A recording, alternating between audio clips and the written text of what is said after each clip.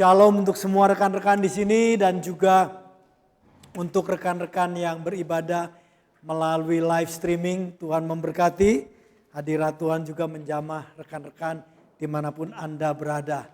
Praise the Lord. Udara semakin panas ya. Tapi kiranya Anda semakin boleh menikmati anugerah Tuhan ya.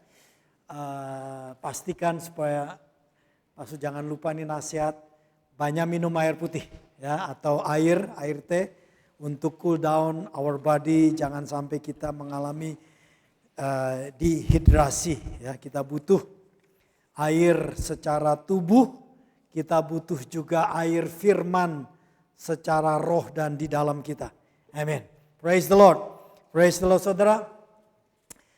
Hari ini kita juga bersyukur ada kedatangan penginjil maupun pemuji dan pencipta lagu Bapak Jason ya. Brother Jason Irwanto, bisa berdiri bro? Ya, thank you bro ya. Praise the Lord ya. Dan nanti pastor akan khotbah bersama-sama. Jadi saya khotbah sebentar, nanti beliau berkhotbah sharing kesaksian melalui pujian dan penyembahan ya. Karena disitulah anugerah yang Tuhan berikan kepada beliau. Saya tidak bisa nyanyi ya. Saya suka menyanyi bagi Tuhan, tapi saudara nggak bisa ngikutin kunci. Saya cuma tahu kunci Inggris ya. Jadi kalau tanya kunci D saya nggak tahu. Ya, rekan-rekan yang di tim worship leading tahu itu bahwa pastor tidak ngerti ya. Haleluya. Hari ini saudara kita diingatkan kembali untuk satu anugerah Tuhan, untuk kita boleh belajar bertumbuh di dalam Tuhan, bertumbuh di dalam karakter dengan tema yang diberikan pada bulan ini yaitu a teachable spirit, yaitu roh yang mau diajar, hati yang bisa diajar. Untuk apa?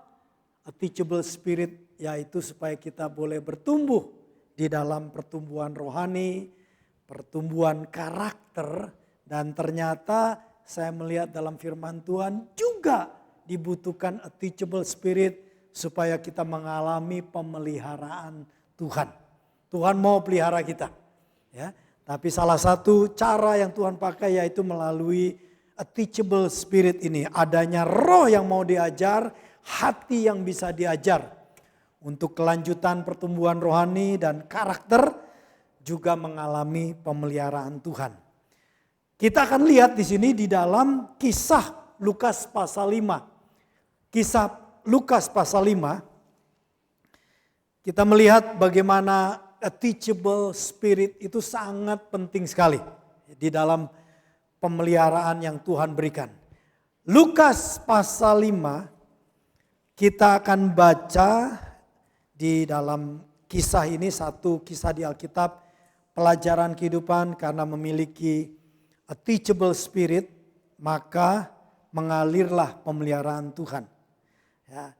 Kita lihat di ayat 1 sampai 6, kita perhatikan pada suatu kali Yesus berdiri di pantai. Sudah oke, brother? Lukas pasal 5 ayat 1. Saya tunggu kita bersama-sama ya. Kita kerjasama dengan tim media. Haleluya. Oke, alright ya. Kita baca bersama-sama. Pada suatu kali Yesus berdiri di pantai Danau Genesaret. Danau Genesaret itu kata yang sama pada danau yang sama, yaitu disebut Danau Galilea atau disebut Laut Tiberias. Jadi kalau Anda membaca Alkitab, Laut Tiberias di mana adanya? Ya di Danau Galilea itu. Ada dengar Danau Genesaret, ya Danau Galilea yang paling terkenal kita kenal ya. Jadi ada 3 nama menyebut danau yang sama. Yesus berdiri di pantai situ, sedang orang banyak mengerumuni dia hendak mendengarkan firman Allah. Puji Tuhan. Di sini kita berkumpul orang banyak. Saya berharap kita berkumpul dengan satu tujuan, mau mendengar firman Allah. Ya. Terkadang orang datang ke gereja dengan macam-macam pemikiran ya, is okay awalnya. Ya, mau ketemu teman lah, mau mencari komunitas Indonesia, atau mungkin kadang-kadang is okay. Pas mungkin lagi nggak kerja, siapa tahu di gereja ketemu orang untuk dapat kerja, is okay. Ya, jadi saya nggak sensitif dengan orang yang datang ke gereja dengan pengharapan bisa dapat kerja. Atau bisa dapat siapa tahu ada jodohku di gereja. Amin. Daripada saudara pergi ke bar untuk cari jodoh, lebih baik di rumah Tuhan. Dan siapa tahu. Ya, is okay dengan awalnya motivasi itu. Tapi kalau motivasi itu datang ke gereja hanya untuk yang lain-lain, akan capek. Gimana kalau nggak dapat jodoh? Gimana kalau nggak dapat kerjaan? Lama dicari 1 bulan nggak dapat. Atau hal yang saudara harapkan dapat. Ya. Tapi kalau saudara kita berkumpul bersama-sama dengan kerinduan mendengar Allah. Dan Allah melihat kerinduan itu pasti kita dipuaskan. Alkitab mengatakan Yesus sendiri berkata siapa yang haus dan lapar akan kebenaran akan dipuaskan. Kiranya kita di sini ada kerinduan untuk mendengarkan firman Allah. Ia ayat 2 melihat 2 perahu di tepi pantai. Nelayan-nelayannya telah turun dan sedang membasuh jalannya. Ada 2 perahu paling tidak di tempat situ ada 2 perahu paling tidak ya. Yang dia fokus dan di perahu itu keluar para nelayan-nelayan yang sedang membasuh jalannya. Berarti ini pagi hari. Ia naik ke dalam satu perahu yang kosong, yaitu perahu Simon. Dan menyuruh Simon yang punya perahu itu supaya menolakkan perahunya sedikit jauh dari pantai. Lalu ia duduk di perahu itu dan mengajar orang banyak dari atas perahu. Wah, kerennya Yesus, panggungnya perahu saudara. Ya, instagramable sekali tuh kalau ada yang khotbah di perahu, pasti banyak difoto ya. Keren sekali nih Yesus ya khotbahnya di sana. Dia ngerti alam, dia ngerti kalau khotbah di situ anginnya akan meniup suaranya ke pantai untuk bisa memperjelas suara karena zaman itu belum ada speaker ya, mic dan sebagainya, tetapi Tuhan mengerti alam, dia yang menciptakan, dia tahu suaranya akan lebih menggema, dia ada di pantai itu dia mengajar ke sana ya, menghadap ke pantai, dia mengajar, haleluya, Tuhan datang, salah satu tujuannya juga untuk mengajar kebenaran, itu kehendak Allah, dia datang untuk mencari manusia yang berdosa, dia datang untuk menolong mereka dilepaskan dari ikatan dosa. Tuhan Yesus datang untuk mengajar kebenaran. Itu kehendak Allah. Ayat 4 setelah selesai bicara atau selesai mengajar atau selesai melaksanakan kehendak Allah pada momen itu selesai, ia berkata kepada Simon, bertolaklah ke tempat yang dalam. Artinya lebih dalam lagi, lebih jauh lagi dari pantai. Bertolaklah ke tempat yang lebih dalam, dan tebarkanlah jalamu untuk menangkap ikan. Ya. Haleluya. Saudara,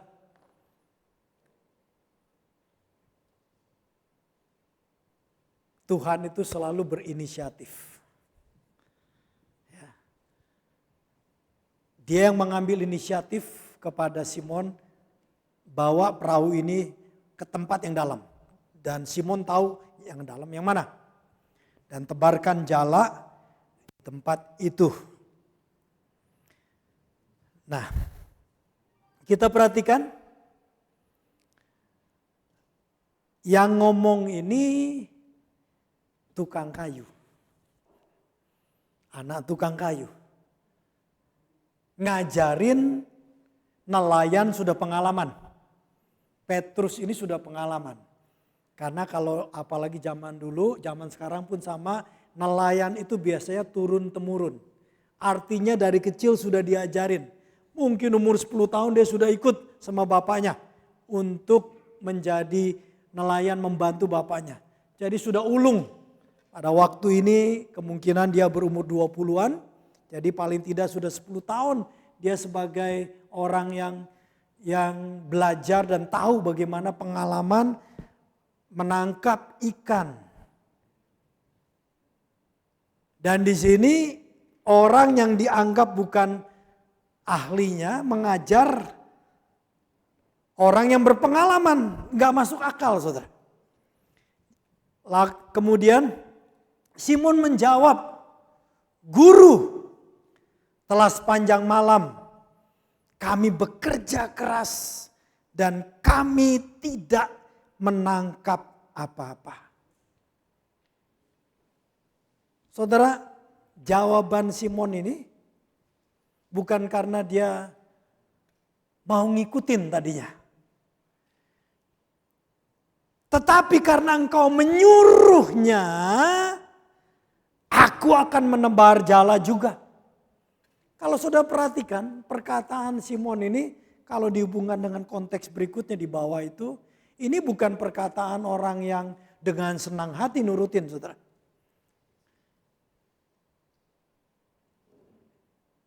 Dia jawab dengan perkata, "Guru."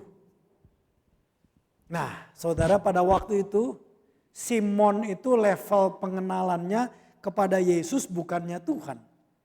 Bukannya Raja, bukannya anak Allah yang hidup, bukan Mesias. Tetapi guru, baru level seperti orang-orang Farisi, kelompok Farisi, kelompok ahli Taurat. Di dalam zaman Yesus itu disebutnya rabi atau guru. Karena mereka yang mengajarkan kitab suci perjanjian lama kepada bangsa Israel di sinagoga, rumah ibadah orang Israel, orang kepercayaan Yahudi.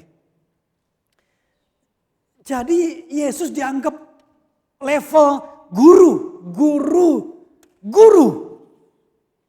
Kira-kira dalam pikirannya, kamu ini kan ngajarin yang biasa, ngajarin kitab perjanjian lama, kamu nggak ngerti urusan ikan, menjala ikan. Apalagi disuruh pergi, lagi mulai matahari sudah keluar, saudara. Pagi hari pada waktu itu.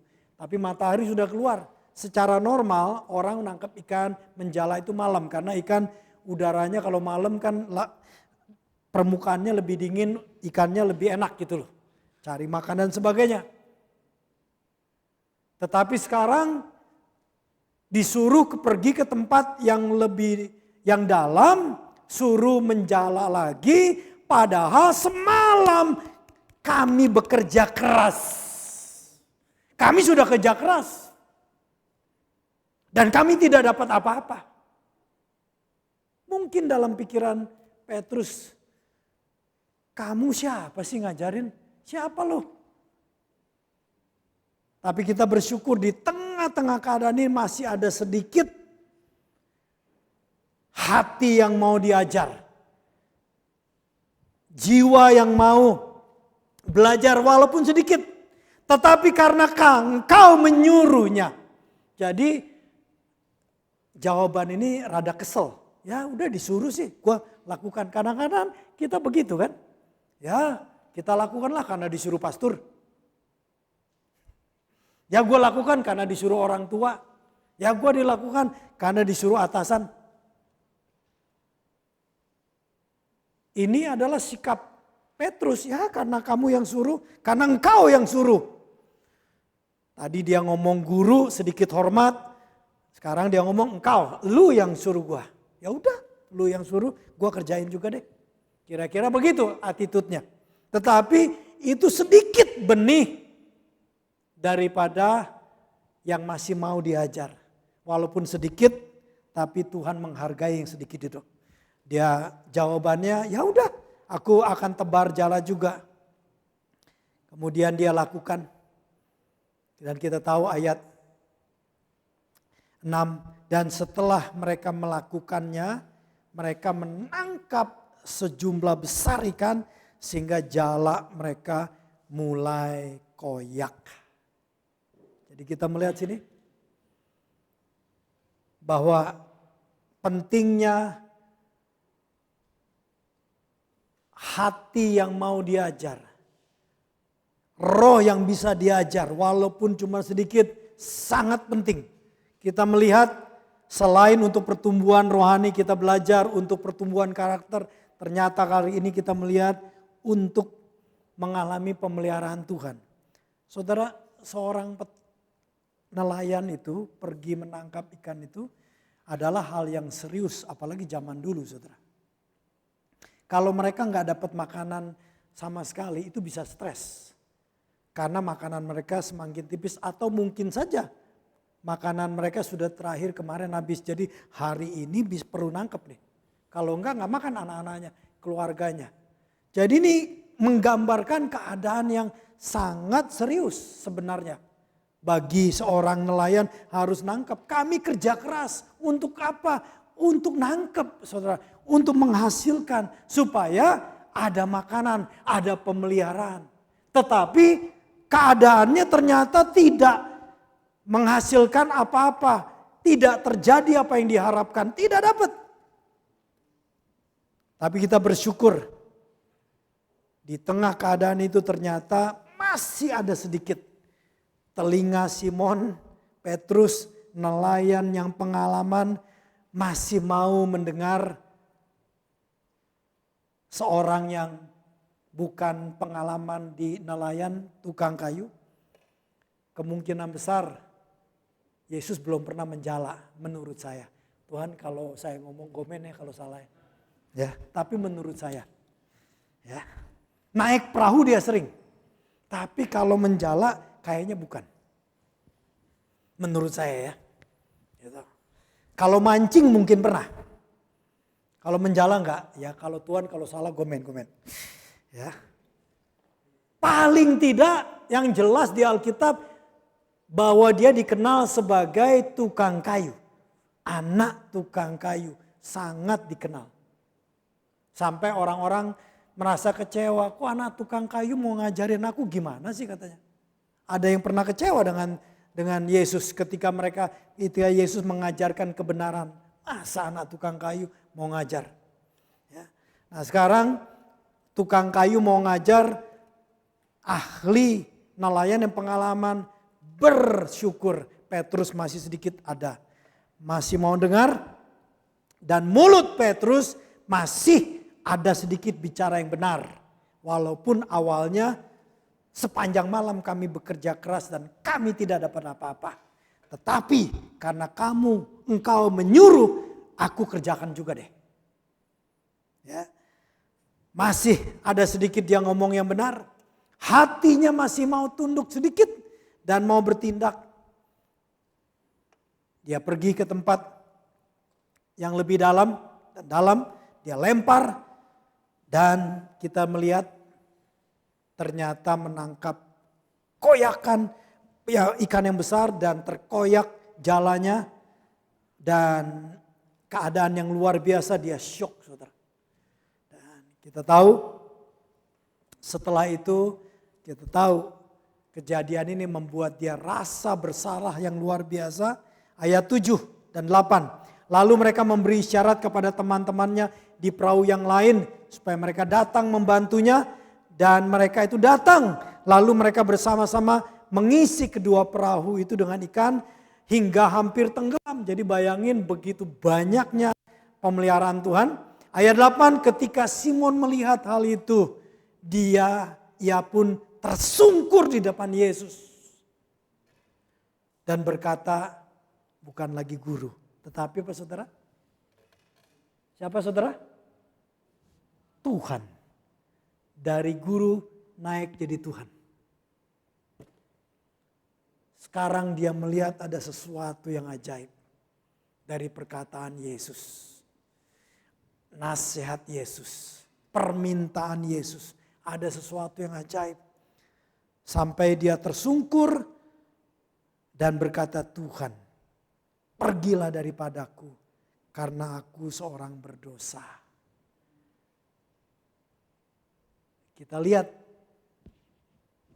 Petrus ini baik mungkin dia melakukan dosa-dosa sebelumnya yang kita tidak tahu, yang tidak tercatat dalam Alkitab. Tetapi juga pada waktu pembicaraan itu kita bisa lihat. Kita bisa ngerti ternyata dia melakukannya ya terpaksa aja saudara. Dia nggak sekedar taat luar biasa. Tetapi karena sedikit itu hati yang masih mau bisa diajar. Telinga yang masih mau mendengar walaupun sedikit. Dan mulut yang masih mau bicara yang benar walaupun sedikit. Dan dia bertindak. Dan terjadi pemeliharaan Tuhan. Dunia ini banyak perubahan. Khususnya setelah COVID ini saudara. Banyak perubahan. Saya baca artikel beberapa waktu yang lalu. Ada seorang yang memutar balik kehidupannya. Tadinya dia bekerja sebagai seorang yang dalam kerjaannya berhubungan dengan pesta, saudara, ngumpul orang banyak ya, hiburan, kan orang banyak gara-gara COVID gak bisa itu. Nah ini sepertinya bukan orang percaya, tapi Tuhan itu Tuhan yang baik. Dia pelihara manusia bukan karena sekedar jadi orang Kristen, dia pelihara semua ciptaannya. Cuma sayangnya orang yang belum percaya cuma dipelihara di bumi, di sorga gak bisa. Karena di sorga harus melalui pintu yang namanya Yesus Kristus. Karena Tuhan kita Tuhan yang sempurna. Alkitab mengatakan, Matius berkata bahwa dia memberikan hujan kepada orang benar, juga hujan kepada orang yang fasik. Hujan menggambarkan berkat bagi para petani. Pada zaman itu berkat melalui pertanian, peternakan, perkebunan dan butuh air, butuh hujan. Tuhan memberikan di bumi ini. Tuhan yang baik. Nah, saya lihat dari artikel di koran Kompas itu, orang itu akhirnya bingung mesti ngapain. Kerjaannya bagian hubungan dengan pesta-pesta, perayaan, hiburan itu nggak boleh. Kan di Indonesia jelas nggak boleh. Di Jepang pun sangat didorong untuk nggak melakukan begitu. Ya, kita tahu di dunia ini. Nah, akhirnya somehow ada anugerah Tuhan. Dia mau belajar bikin teh, buat teh, mengenal teh, saudara. Sampai dia pergi ke kampung-kampung di mana ada perkebunan teh dari petani yang biasa sampai petani yang agak besar. Dia mau belajar. Dia belajar akhir dari pelajaran itu dan ada kemudahan beberapa area dan mulai buka. Saya nggak boleh nyebut karena ini kalau nggak sebagai advertisement, tapi ada di Jakarta Selatan itu. Dan saya pikir kalau boleh satu hari saya pengen kunjungin. Luar biasa. Orang ini karena mau belajar akhirnya pemeliharaan Tuhan tetap mengalir dalam keluarganya walaupun pekerjaan yang seharusnya dia kerjakan sebelum COVID itu dia tidak bisa kerjakan. Tuhan pelihara. Kalau orang dunia aja Tuhan pelihara, apalagi anak-anaknya. Apalagi saudara dan saya, kita di dalam Yesus Kristus adalah anak Allah. Tapi butuh a teachable spirit. Hati yang mau diajar, roh yang bisa diajar. Tuhan ingin memelihara kita. Amin saudara. Praise the Lord. Buka hati kita untuk anugerah Tuhan. Dan selanjutnya saya serahkan kepada brother kita. Yes, saya selesai. Dia nggak biasa dengar khotbahnya pendeta yang pendek-pendek ya. Praise the Lord, brother. Lanjutkan, ya. Thank you, ya. Selamat melayani. Dengarkan dan bukakan hati saudara juga untuk mendengarkan kesaksian dari beliau lewat lagu-lagu, lewat anugerah Tuhan. Praise the Lord. Go ahead, bro.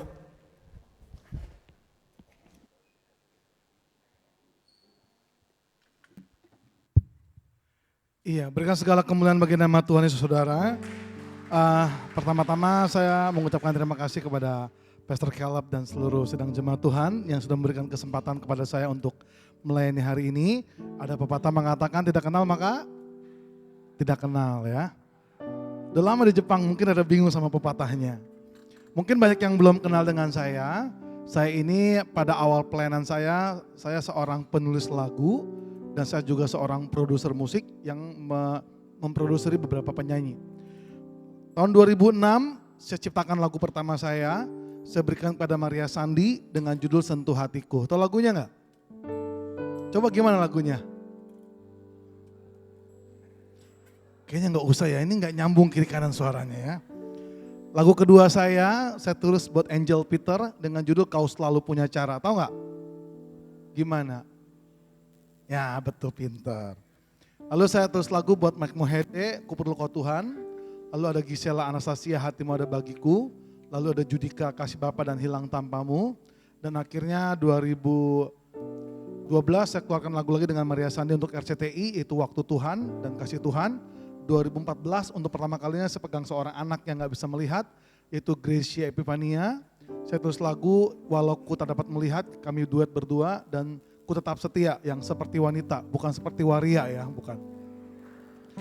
Dan yang lalu saya pegang lagi ada Asmiranda dengan lagu ciptaan saya yaitu Yesus Aku Cinta. Lalu saya tulis lagu dan dipopulerkan oleh Pak Nikonotora Harjo, Kemurahan Tuhan, yang oleh karena kemurahan Tuhan. Dan saya tulis lagu buat Pak Rubin Adi, itu Bapak Kau Setia, Kau Tunjukkan Kasih Setiamu. Dan hari ini saya akan menyanyikan beberapa pujian dan juga sharing. Saudara, waktu saya berapa lama nih Pak? Oh iya, selama-lamanya ya, puji Tuhan ya. Dari 2018 sampai 2021 saudara, ada 3 buah lagu yang saya tulis, tapi yang terakhir belum latihan, jadi gak usah nyanyikan, next time aja. Saya gak nyangka kalau bikin lagu tuh gak pernah mikir lagu ini akan terkenal atau enggak. Dalam pikiran saya cuma satu, kalau saya bikin lagu ini isi hatinya Tuhan. Masalah dikenal gak dikenal, buat saya itu gak perlu. Kalau kita menyampaikan isi hatinya Tuhan, percaya deh, setiap orang yang mendengarkan jadi berkat pasti juga akan menyanyikan juga, betul gak saudara? Waktu saya tulis lagu ini ada sebuah pergumulan yang hebat, di mana saya suka tanya sama Tuhan, kenapa Tuhan saya mengalami ini? Mengapa Tuhan saya mengalami itu? Dan saya gak sadar saudara, dalam hidup saya terlalu fokus dengan jawaban doa. Tapi saya gak pernah fokus dengan kebaikan Tuhan, berapa banyak doa saya sudah dijawab oleh Tuhan saudara. Saya mau katakan gini saudara, mungkin hari ini saudara sedang memasuki sebuah musim yang gak baik. Musim yang begitu pelik, tapi percaya deh, dalam setiap musim kehidupan kita, Tuhan ada di sana saudara, amin. Ya, kunci G.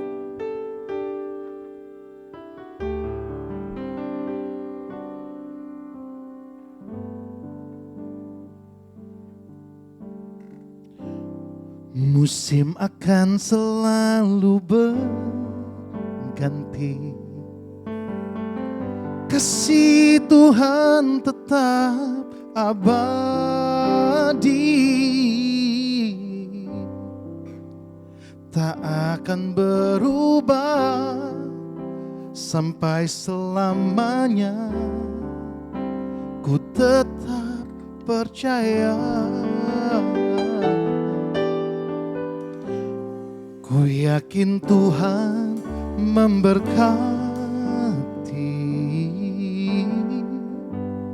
ku yakin Tuhan melindungi,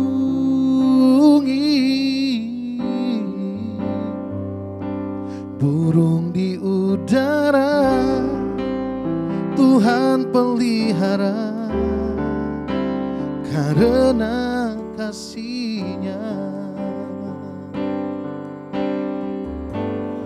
Tuhan selalu menolongku, selalu menjagaku, sehelai di rambutku tak akan terjatuh tanpa seizin-Mu.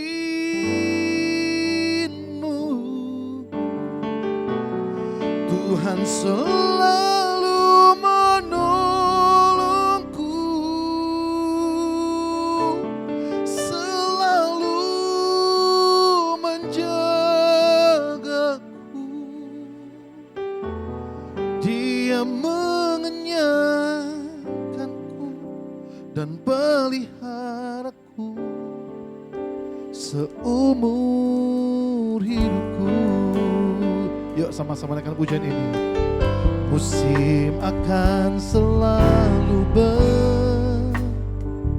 beringat kasih Tuhan, tak akan berubah sampai selamanya. tak akan berubah. Ku tetap percaya. Kami terima berkat-Mu Tuhan. Ku yakin Tuhan memberkati. Ku yakin Tuhan melindungi. Burung di udara Tuhan pelihara. Karena kasih-Nya, engkau yang perlu Tuhan, kau boleh angkat tanganmu dan katakan, Tuhan selalu menolongku, selalu menjagaku, sehelai di rambutku tak akan terjatuh tanpa seizin. Terima kasih Yesus.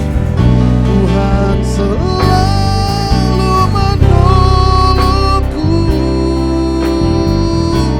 selalu menjagaku. Dia mengenyangkanku dan peliharaku seumur hidupku.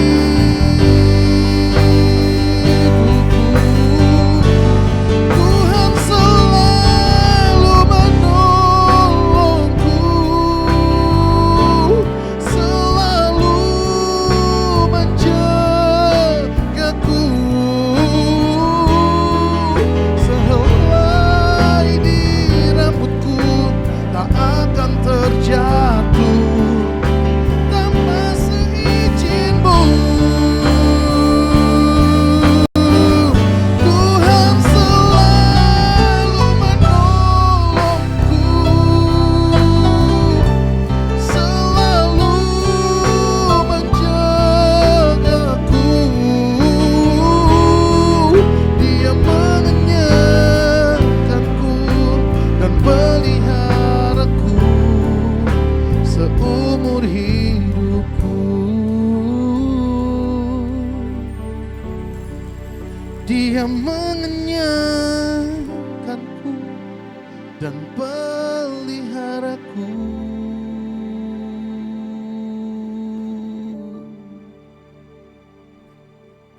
Saat kau perlu Tuhan tahu, saat kau minta Tuhan dengar, saat percaya Tuhan bekerja. Saat menangis Tuhan tahu, saat berdoa Tuhan dengar, saat bersyukur Tuhan berkati. Saat kau perlu, saat kau minta, di saat percaya, oh, Tuhan tahu, Tuhan dengar saat bersyukur, Tuhan berkati.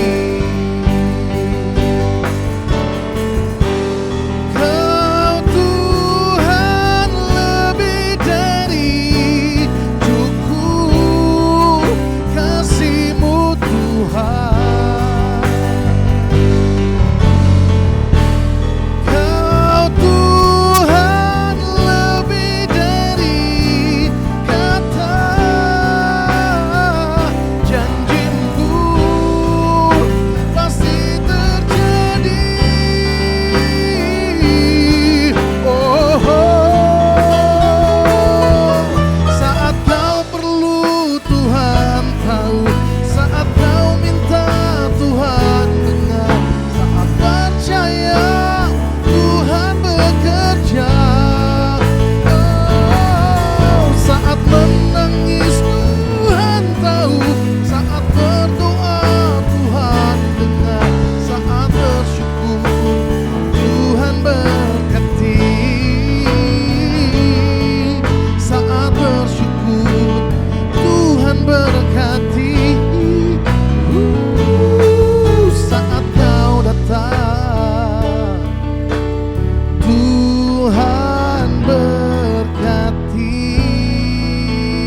segala kemuliaan bagi nama Tuhan Yesus. Haleluya. Saudara, kalau Tuhan tahu pergumulan kita, dia bukan Tuhan yang cuma sekedar tahu, tapi dia melakukan sesuatu. Kalau Tuhan itu kerjakan sesuatu, nggak pernah setengah-setengah, namun sempurna dan selesai. Amin. Saudara, boleh saya sharing sedikit ya. Ada sebuah cerita cukup menarik, ini perumpamaan tentang bagaimana kita tuh belajar fokus sama Tuhan. Tentang telur, saudara. Katakan telur. Kurang keras, katakan telur. Kan telur Jepang terkenal ya. Apa nama telur Jepang? Minako. Tamago. Bukan tamago deh. Yang bulat itu loh yang di ramen. Ya udah bodo amat lah, udah pusing saya juga. Tamago mas, saya mah yang kuning-kuning, saya di dadar teh, aduh. Di Indonesia ada 2 jenis telur. Telur bebek dan telur ayam yang terkenal ya. Satu kali telur ayam sama telur bebek ini ngobrol. Si Tuyem dan si Tubek. Telur ayam dan telur bebek, saudara. Tuyem bertanya kepada Tubek. Tubek, kalau suatu hari Tuhan izinkan kamu jadi sesuatu, mau jadi apa? Lalu Tubek ngomong gini, saya mau jadi tiram. Kenapa mau jadi tiram? Tiram itu hidupnya enak bro, tinggal di dasar laut. Enggak perlu ngapa-ngapain, makanan datang dengan sendirinya. Emang kamu Tuyem mau jadi apa? Lalu Tuyem menjawab, saudara, mendingan jadi burung Raja Wali. Kenapa mau jadi burung Raja Wali? Jadi burung Raja Wali enak, tinggal kepakin sayap, saya bisa pergi kemanapun saya mau pergi. Tiba-tiba saudara, Tuhan mendengar keinginan 2 buah telur ini. Tik. Si Tuyem jadi apa tadi? Ngaco wise ya, Raja Wali. Tubek jadi apa? Tiram. Bapak ibu teman-teman, ternyata hidup tidak semudah yang apa mereka pikirkan. Yang pada awalnya tiram berpikir bahwa di dasar laut semuanya akan tampak mudah. Semua akan mudah didapatkan. Dia lupa bahwa keadaan laut bisa berubah.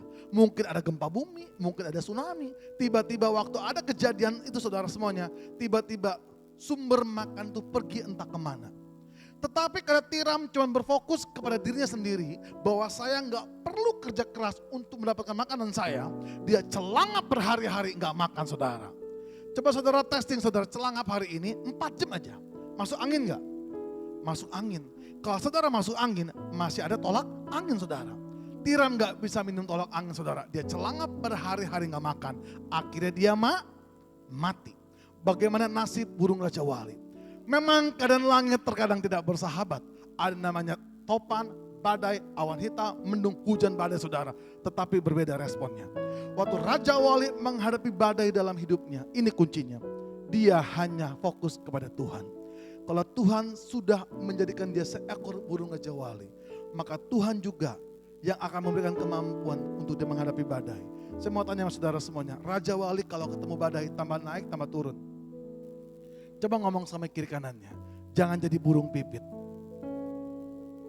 Lupa ya sama burung pipit di sini ya. Saudara, banyak orang Kristen itu mentalnya burung pipit. Ngaku ke gereja, ngaku baca firman, ngaku sering pelayanan saudara. Waktu ada badai datang dalam hidupnya, tidak segan-segan menjual imannya. Di Wonosobo, saya nggak tahu orang yang udah tinggal lama di Jepang masih ingat Wonosobo? Ada sebuah gereja kecil Pak Kaleb, setengah jemaat pindah ke agama seberang. Cuman gara-gara namanya dikasih kambing saudara. Saya mau katakan semua orang punya namanya masalah. Sampai mati juga ada namanya masalah. Yang kuncinya cuma satu, waktu kita menghadapi masalah, belajar fokus kepada Tuhan. Roma 8 ayat 28 berkata, Allah turut bekerja dalam segala sesuatu untuk mendatangkan kebaikan. Dengan kata lain, di dalam masalah kita ada kebaikan Tuhan saudara. Saya nggak mau khotbah, terlalu mau khotbah nih. Nah saudara, saya mau sharing tentang pengalaman saya, bagaimana Allah turut bekerja di dalam masalah saya. Sekarang saya mau tanya sama saudara semuanya, tampang saya lihat hari ini baik-baik. Ada tampang orang susah nggak? Puji Tuhan ya. Oh haleluya. Ada bekas-bekasnya nggak? Puji Tuhan nggak ada juga. Ya, orang Jepang jujur-jujur ya Pak ya. Ya. Saudara, dulu saya ini kelahiran Siantar. Papa saya orang Siantar, mama saya orang Sunda Banten. Tapi saya lebih logatnya ke Sunda. Pernikahan antara orang Sunda Banten dan orang Siantar Medan membawa hasil anak seperti bintang Korea. Amin. Udah bilang aja suka-suka saya kan. Saya khotbah suka. Ngapain tepuk tangan Pak Kaleb? Ya Tuhan Yesus. Papa saya orang miskin, mama saya orang miskin. Ternyata mereka nikah tambah miskin saudara. Punya 4 anak laki-laki, sayang mama saya gak bisa ikut, dia lagi jalan-jalan sama adik saya. 4 bersaudara laki-laki, saya anak pertama, karena saya anak pertama tahu namanya hidup susah. Puji Tuhan, waktu dulu saya orang Buddha, 2 SMP Tuhan tangkap saya, dan saya jadi orang pengikut Yesus. Saya gak mau sebut diri saya Kristen, saya pengikut Yesus. Waktu saya ikut Yesus, menurut saudara, saya masih susah gak hidup saya? Masih, apa yang berubah? Nih, mentalnya, imannya, fokusnya, cara pandangnya, cara berpikirnya. Dulu sebagai orang Sunda tinggal di Banten, otak saya apa? Udahlah abis SMA kerja toko. Kali itu saya pegang, saya cuma punya iman gini, saya percaya dalam Tuhan Yesus masa depan saya itu luar biasa. Udah itu yang saya pegang. 2 SMP, saya orang kampung, tiba-tiba Tuhan kasih talenta pertama, saya bisa main piano saudara. Saudara gak percaya saya bisa main piano ya? Gak percaya ya? Saya buktiin nih. Nikolas ini, bentar. Sini lepas nih hatinya, sini. Pintar sini. Ke atas. Ayo. Kamu pegang mic saya ya. Kamu nyanyi.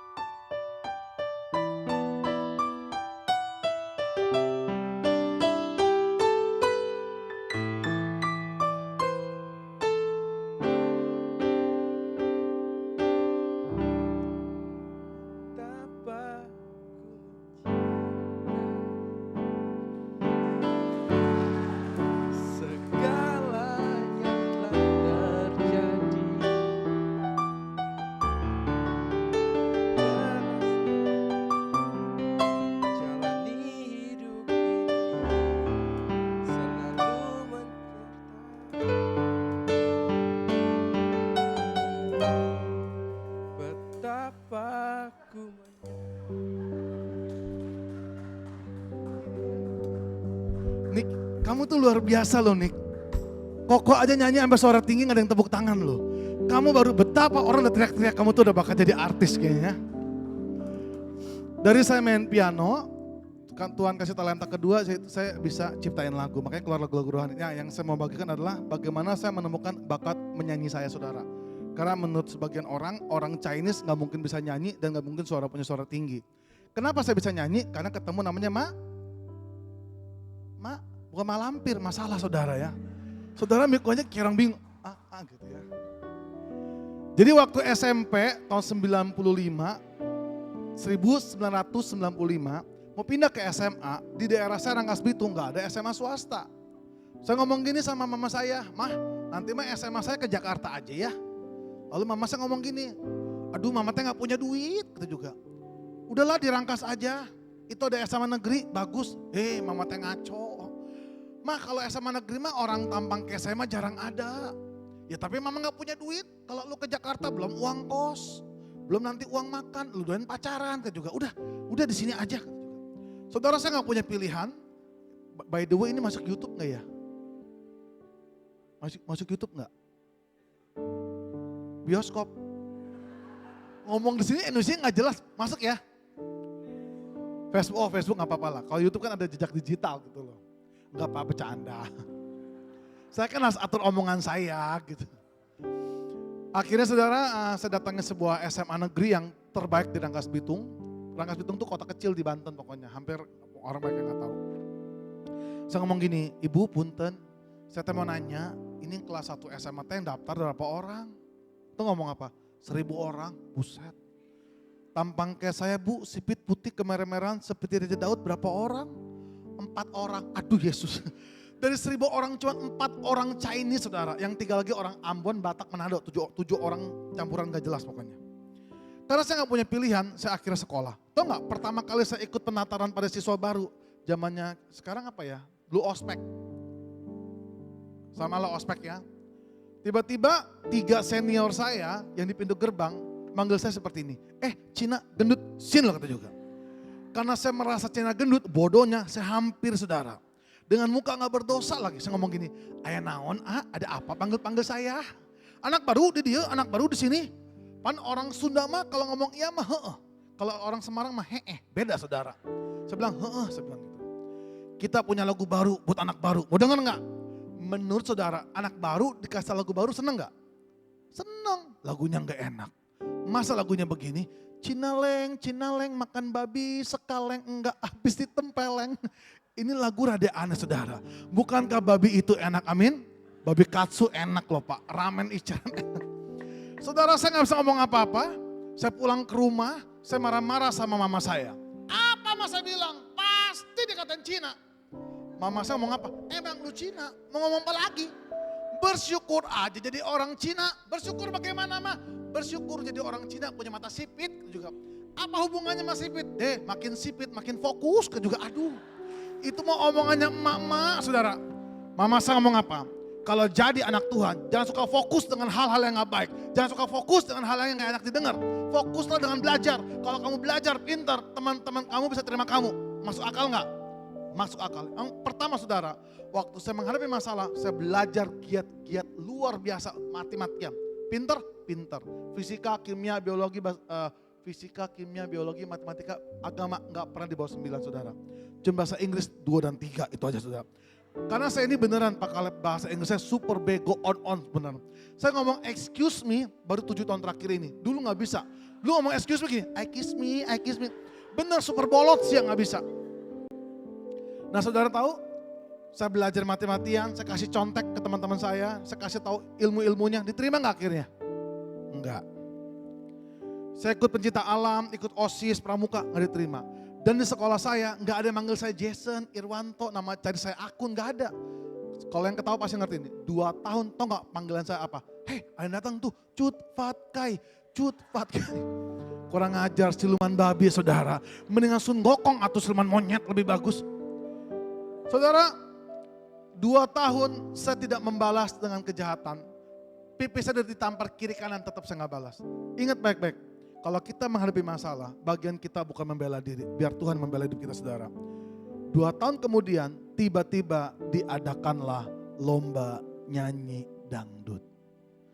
Cocok nggak muka gini dangdutan? Nggak cocok. Muka gini paling cocok nyanyi lagu ini. Coba Mas Boy kunci A. Muka gini cocok gini nih. Niwan, oh I Nio. Tahu juga lu dia. Katanya mau kawin tahun depan ya. Iya.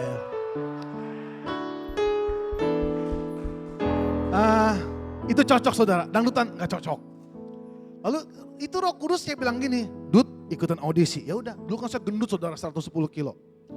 Lalu saya datangi meja pendaftaran, saya ngomong gini, Ibu punten, saya lihat di depan sana ada pengumuman, katanya SMA ini butuh wakil pria 1 orang, butuh wakil wanita 1 orang. Terus kamu mau apa? Saya mau ikutan Bu. Ngaco kata juga. Mana ada sejarahnya orang Cina ikut dangdut juga. Mendingan lu pulang aja ngabis-ngabisin waktu. Waduh saudara, sakitnya di mana nih? Di sini saudara. Tapi untungnya hari itu mental saya galak loh. Saya teriakin guru saya, heh! Ibu ngomong apa tadi? Kalau siswa yang lain boleh ikutan audisi, masa saya gak boleh? Ih Cina gila. Kalau zaman sekarang saya masukin YouTube saudara. Saya paksa guru saya, diizinkan, saya mampir ke toko kaset. Saya beli kasetnya Maggie Z, Roma Irama, Elvis Sukaisi. 3 hari 2 malam, gak ketemu cengkoknya. Siapa bengkok saya di sini. Waktu hari hanya audisi, saya gak bisa cengkoknya sama sekali. Saya cuma hafal nada dan liriknya. Saya datang pagi-pagi, saya tanya ibu yang daftar teh berapa orang semuanya? Ya hampir 300 lebih. Yang laki-laki berapa Bu? 72 orang. Saya nomor urut keberapa? Ke-73, astaga terakhir. Karena saya datangnya lebih awal, saya bisa melihat peserta yang lain. Saudara tahu enggak? Agama seberang ngerti ya? Saya sebut agama seberang ya. Jago-jagonya dangdut enggak? Ya jago. Saya sampai bingung saudara, itu cengkok kayak ular sendok, anaconda muter kemana-mana saya udah gak bisa. Pas bagian saya udah juri ngantuk, mental udah jatuh, masuklah Cinaleng ini ke ruangan audisi. Ditanya sama jurinya, siapa namanya? Sesuai dengan nama kartu siswa saya, Irwanto Chang, Jason nama baptis. Maunya lagu apa? Lagu Maggie Z Pak. Apa judulnya? Lebih baik sakit gigi daripada sakit hati. Mulai. Boro-boro mulai saudara, nih kaki gemeteran, jantung hilang, entah kemana saudara. Saya buru-buru doa seperti ini. Tuhan yang suruh, Tuhan yang tanggung jawab. Saya percaya Tuhan Yesus bisa nyanyi dangdut. Tolong ajari saya secara jangan permalukan saya Tuhan. Kunci C. C. Saya doa, saya nyembah Tuhan saudara. Hatiku tenang berada dekatmu, Kaulah jawaban hidupku. Hatiku tenang berada dekatmu, Kau yang pelihara hidupku. Pertolonganmu begitu ajaib, Kau telah memikat hatiku. Di saat aku tak sanggup lagi, di situ tanganmu bekerja.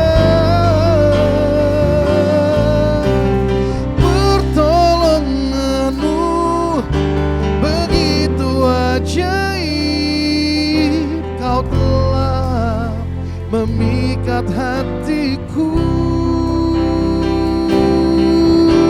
Kini mataku tertuju padamu, ku rasakan kasih-Mu.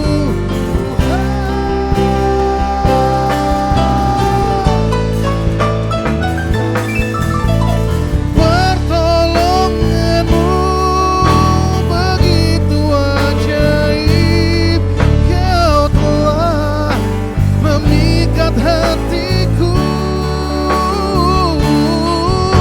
di saat aku tak sanggup lagi, di situ tanganmu bekerja. Pertolonganmu begitu ajaib, Kau telah memikat hatiku. Kini mataku tertuju padamu, ku rasakan kasih-Mu Tuhan. Kini mataku tertuju padamu, ku rasakan kasih-Mu Tuhan. Saya akhirnya mulai tenang. Tiba-tiba saudara tahu pertolongan Tuhan itu tepat pada waktunya. Itu leher saya tiba-tiba panas dan gatal. Waktu leher saya panas dan gatal, itu cengkok dangdut keluar dengan sendirinya saudara.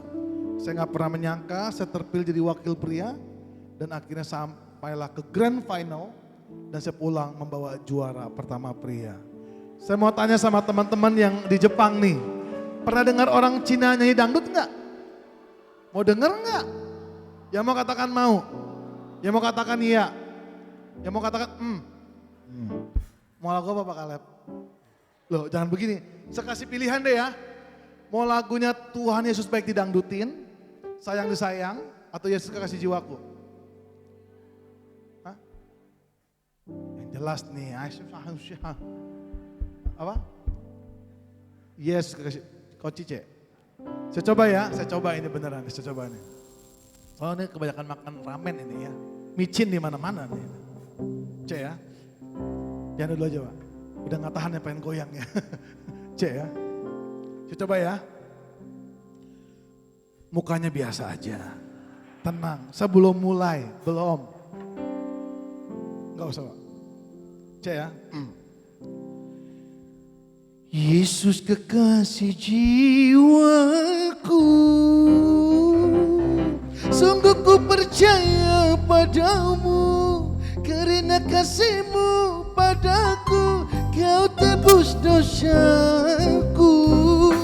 Dari terbitnya matahari dan sampai terbenamnya, ku angkat lagu pujian, tinggikan nama-Mu. Udah, sekian dan terima kasih. Udah segitu aja, jangan kelamaan, dari pasar Jumat loh. Saya akan tutup saudara dengan sebuah sharing terakhir. Saya nggak panjang aja. Saya sejak pegang Gracia Epifania, saya pernah bilang sama Tuhan, saya nggak mau pegang lagi anak-anak disable yang nggak bisa melihat, udah nggak mau. Karena image-nya apa Pak Caleb? Jason jualan anak buta katanya. Kurang ajar nggak? Kadang-kadang kan pengen bela diri gitu ya, tapi ya udahlah, orang boleh ngomong apapun juga kan, yang tahu Tuhan. Dan saudara tahu 2017 Tuhan kirimkan anak kedua yang nggak bisa melihat juga. Makanya sampai hari ini saya nggak punya anak. Tuhan kasih 2 anak ini dalam hidup saya dan saya pelihara sampai hari ini. Dan yang kedua beda sama Gracia. Kalau Gracia itu emang dari lahir nggak bisa lihat. Tapi Gracia mengalami namanya autis. Tapi buat saya hidup Gracia lebih beruntung. Punya orang tua kandungnya masih hidup. Punya 3 saudara kandung masih hidup, sayang lagi sama dia. Gracia terkenal luar biasa di Indonesia, masuk ke stasiun TV saudara. Tapi kalau yang anak satu ini saudara, berbeda kasusnya. Dia lahir nggak buta, tapi tumor otak. Makanya diputus uratnya. Kedua, mama kandungnya meninggal. 3 saudara kandungnya sampai hari ini meninggalkan dia entah kemana. Dia dirawat oleh mama tirinya dan saudara tirinya. Siapakah anak ini? Namanya Vandiko. Tolong putar videonya yang tadi Pak. Semoga ada suaranya ya. Di mana layarnya? Sini ya Pak ya. Iya. Mungkin lampunya bisa dimatikan supaya bisa lebih jelas ya.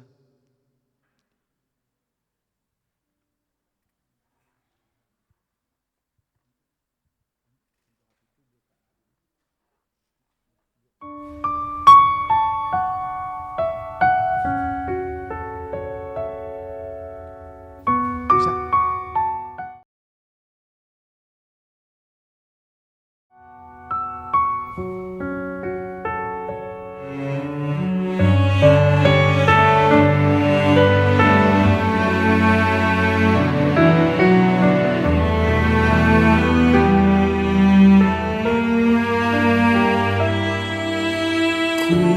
Bersyukur selalu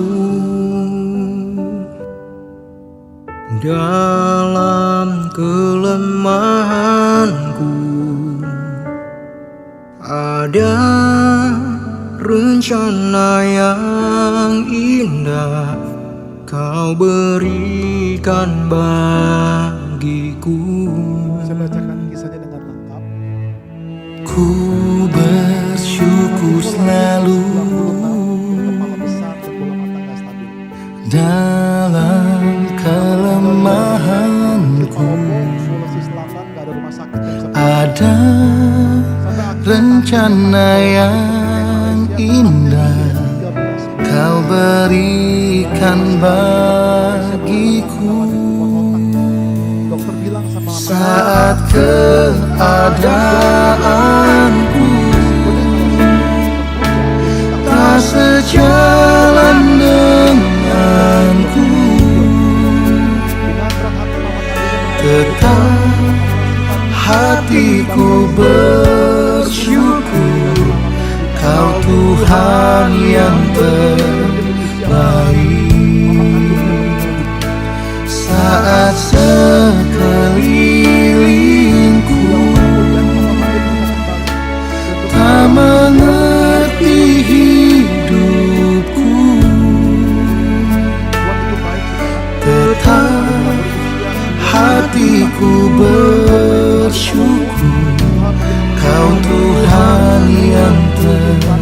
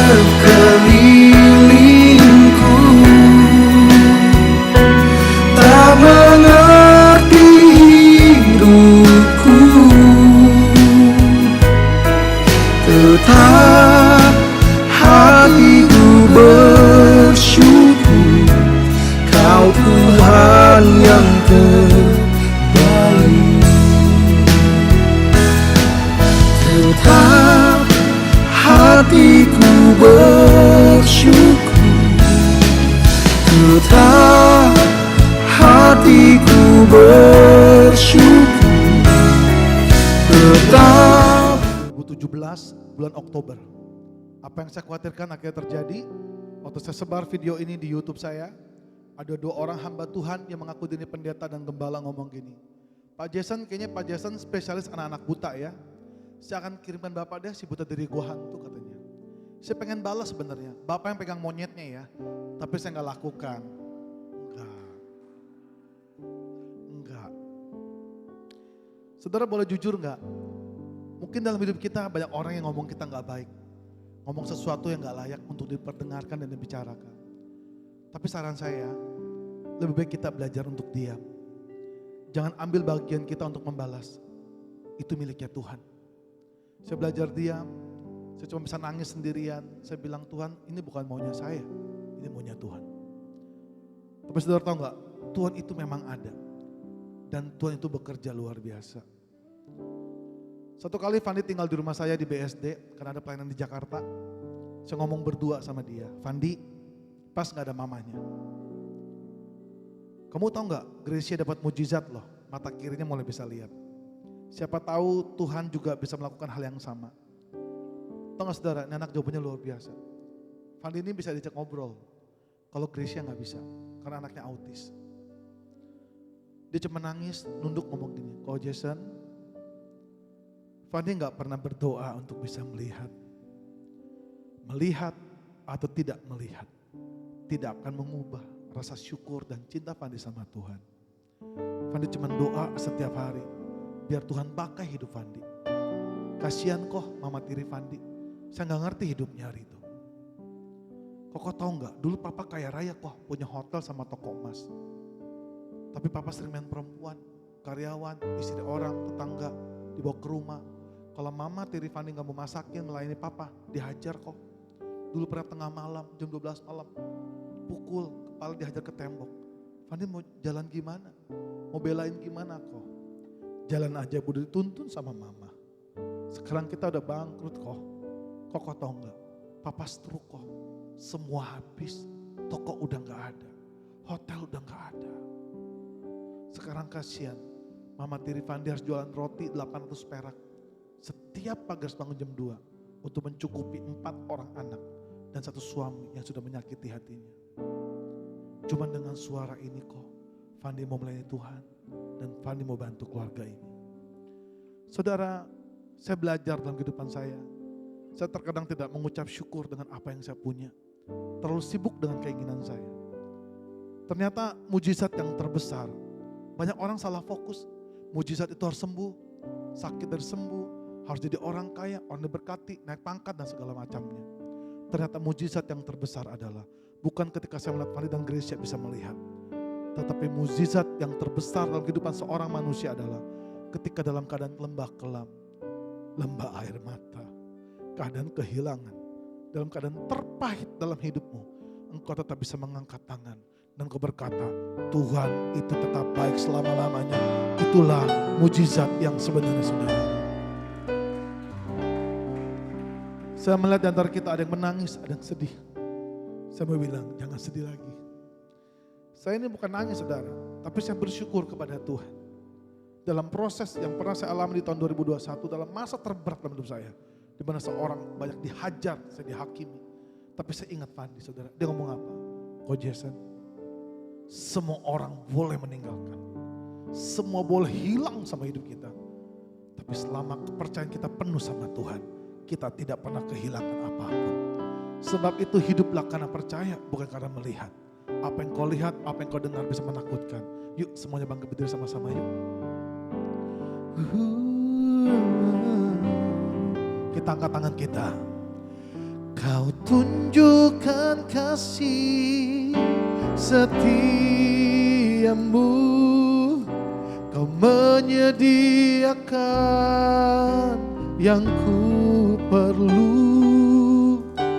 Kau setia, kau mulia, dulu, sekarang, dan selamanya.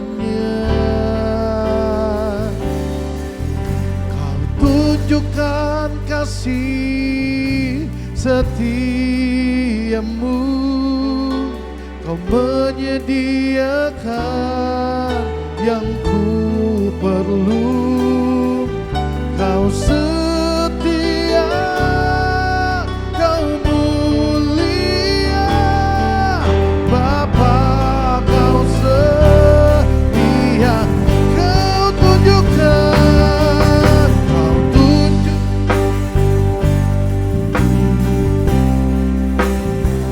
Kau menyediakan apa yang kami perlu, Tuhan. Kami nyatakan Kau Bapa yang setia. Kami nyatakan Kau Bapa yang mulia, dulu, sekarang, dan selamanya. Kau tunjukkan kasih setiamu, Kau menyediakan Yesus yang ku perlu. Kau setia, Kau mulia, Bapa, Kau setia.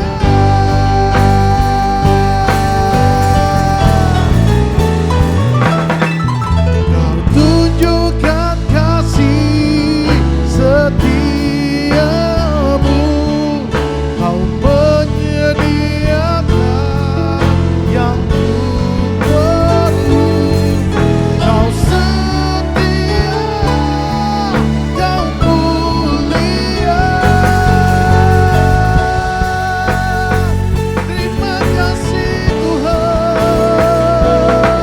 Kau tunjukkan kasih setiamu, menyediakan yang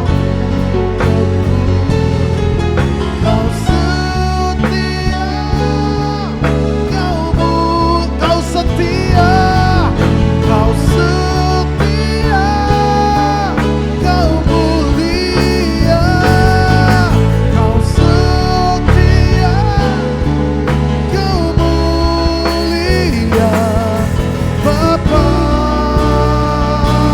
Kau setia.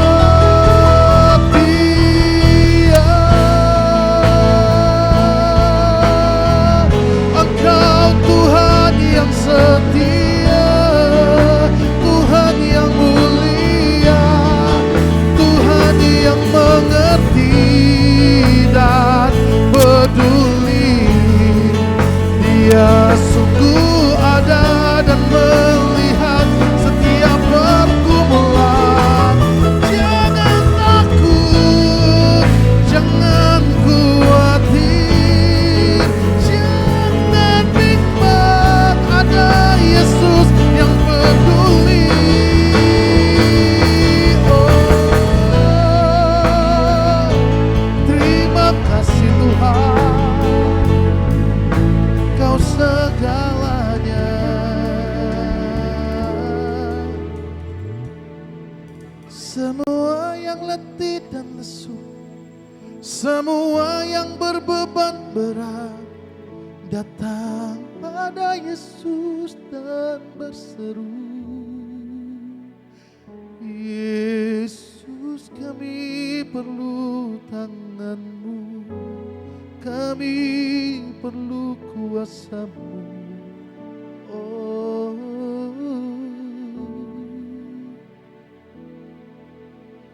haleluya,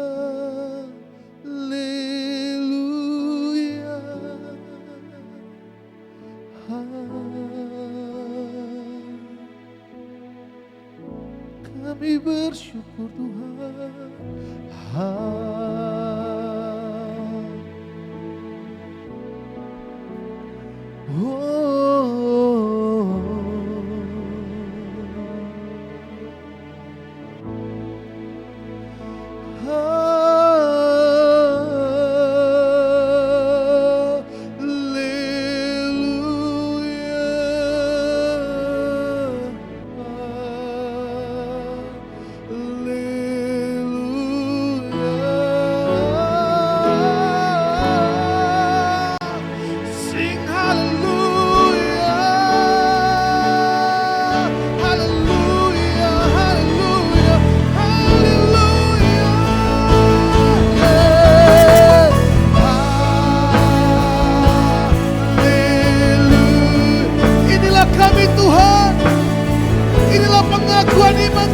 Tuhan.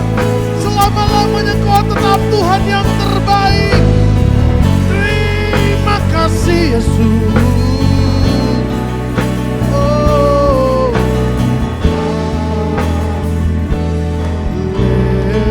terima kasih Tuhan Yesus buat hari ini.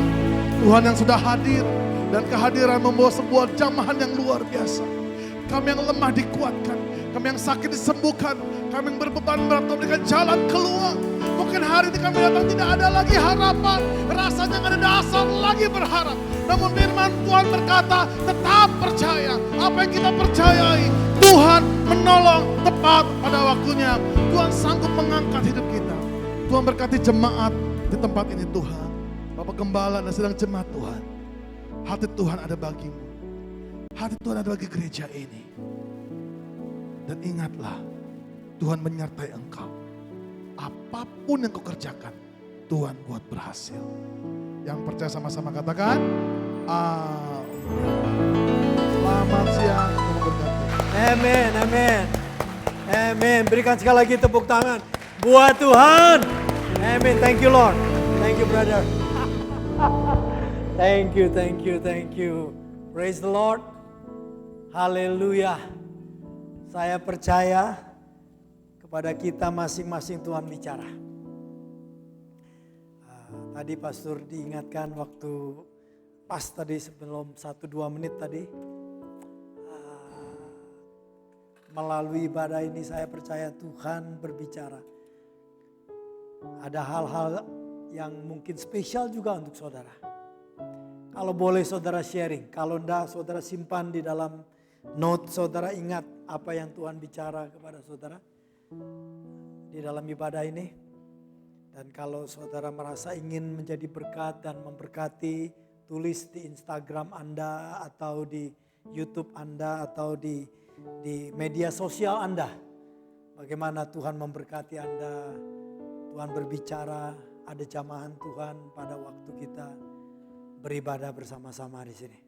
Amin saudara. Haleluya. Jadi berkat. Hidup dalam rencana Tuhan. Rencana Tuhan bukan untuk diri saudara. Rencana Tuhan untuk kerajaannya. Dan kerajaan Tuhan ingin menjangkau jiwa-jiwa, ingin membangun manusia lebih mengenal, lebih mencintai Tuhan. Amin. Pakai media sosial saudara sebagai kesaksian bahwa Anda adalah orang-orang yang mengalami dan tahu dan kenal Tuhan. Amin. Sehingga melalui hari ini saudara juga boleh menjadi berkat bagi orang-orang yang mengenal saudara juga melalui media sosial Anda. Amin saudara. Haleluya. Saudara, saya bersyukur pastor baru kenal dengan brother kita Pak Jason ini baru tadi saudara ya. Jadi thank you untuk brother Henry. Where are you Henry? Henry ya. Henry rupanya sudah kenal lama dan Henry ngobrol sama saya. Dan akhirnya saya secara pribadi kontak dengan Pak Jason ya. Karena saya belajar juga enggak setiap orang yang datang harus khotbah, harus melayani. Tapi saya mau ngobrol dengan beliau dan saya senang perkataan beliau. Saya mau temani mamah di sini, ya. Dan pelayanan saya pun saya cancel. Saya mau temani mamah untuk jalan-jalan di Jepang. Saya senang orang-orang yang menghormati orang tua. Ya. Dan saya percaya orang yang menghormati Tuhan, menghormati orang tua, akan disertai dengan kasih karunia Tuhan. Amin saudara. Jadi saya percaya Anda pun diimpartasikan kasih karunia Tuhan. Luar biasa Pak, kasih karunia Tuhan. Bukan spesialis, tetapi kasih karunia Tuhan. Memang gak gampang melayani dan mengangkat orang. Saya merasa Pak Jason ini, you have the spirit of Barnabas. Ya, seorang penghibur, seorang memberikan semangat. Gak gampang menghibur orang-orang yang seperti Pak kenal ya. Saya Gracia ya, saya cuma lihat di gambarnya doang. Kemudian tadi siapa namanya? Fandi ya. Wah, gak gampang saudara. Perlu kasih karunia Tuhan ya. You have the spirit Barnabas ya. Dan kalau Tuhan mengizinkan, it's okay. kasih itu adalah anugerah. Karena hamba Tuhan itu yang ngomong-ngomong itu mungkin iri hati.